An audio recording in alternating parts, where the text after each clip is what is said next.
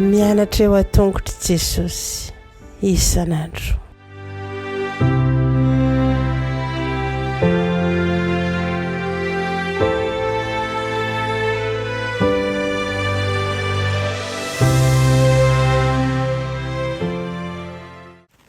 Zao miarabantsika tsirairay avindray tonga eto amin'ny fandraisana lesona ho an'ny lehibe isika amin'ity alahady ity raha ary ny soa indrindra ho anao sahady ety am-piandohana ary ny rina dia azahoanao zava-tsoa isan'andro hatrany. No andirantsika ny amin'ny lesona an'io dia hivavaka isika. Ny Andriamanitra tsara indrindra avelo-pisaoranao izahay eny amin'ny tombontona izay menao anay.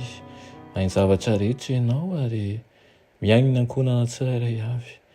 Tompo aza mahafoina masaraka anay ianao fa isan'andro dia ataovanao tsapanay lalina ao anatinay ao fa tianay tokoa ianao. Tompo voakio zava-tsoa ny momba anay rehetra ka hifantoka aminao hatrany izahay. Aminaran'i Jesosy, amen. Lohateny lesonantsika androany dia manao hoe fifaliana amin'ny fitsanganana amin'ny maty. Asaiko ianao maky ny Matio ny Marka 5:10 sy ny 4:10 izay mitantara ny momba ny fitsanganan'i Jesosy tamin'ny maty.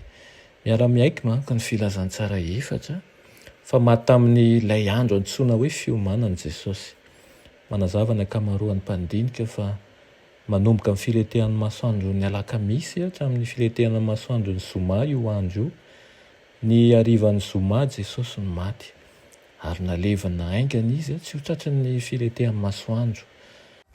Nitsahatra tao am-pasana ny tompo nandritra ny sabata.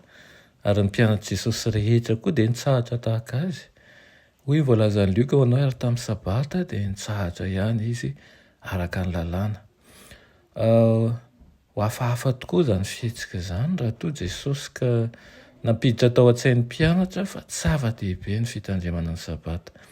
Ny alina rehefa afaka ny sabata dia nividy zava-manitra ireo vehivavy ireo ary nakany amin'ny fasana ny alahady maraina mba mihita ny fanatanterahana ny fombafomba-pandevenana. Mazava loatra fa tsy tao intsony Jesosy.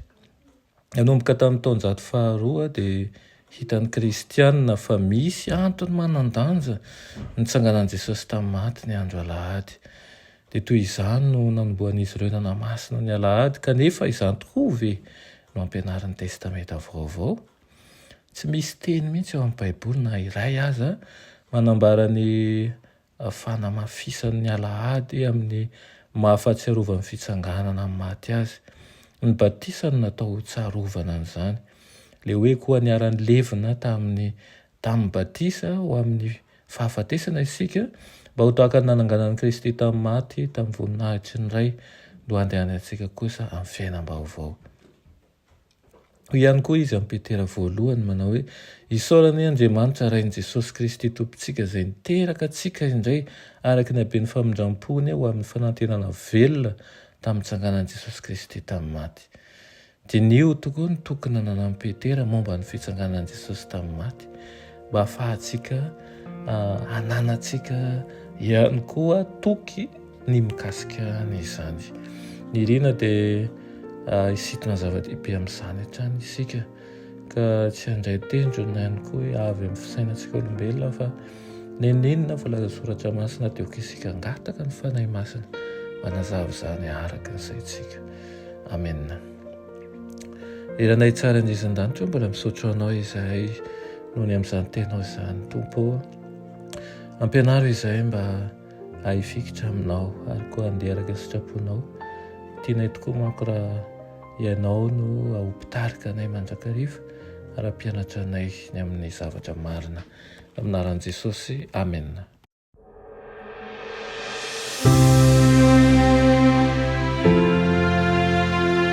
Mianatra eo a-tongotry Jesosy isan'andro.